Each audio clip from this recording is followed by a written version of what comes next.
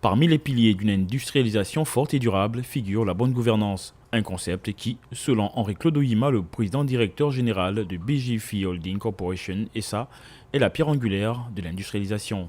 Lorsque vous prenez le total des dépôts et le total des crédits que vous avez au Gabon, vous avez un différentiel qui est positif. C'est-à-dire que vous avez plus de dépôts que de crédits. Malheureusement, le dépôt que vous avez en différentiel ne permet pas de financer les besoins économiques que nous avons. Troisième chose qu'il faut noter, c'est qu'il n'y a pas un pays qui se développe avec les investissements directs étrangers.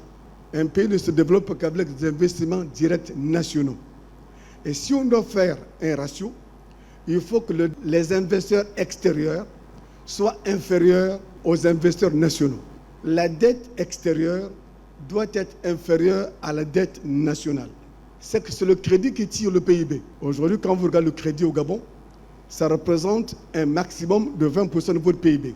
Ça veut dire quoi? Ça veut dire que nous avons des marges de financement qui existent.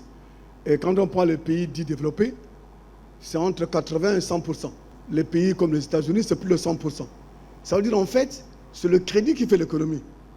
Ce n'est pas le PIB comme nous l'avons aujourd'hui avec des calculs simples. Vous avez aujourd'hui des banques qui ont la capacité de financer toute industrie confondue.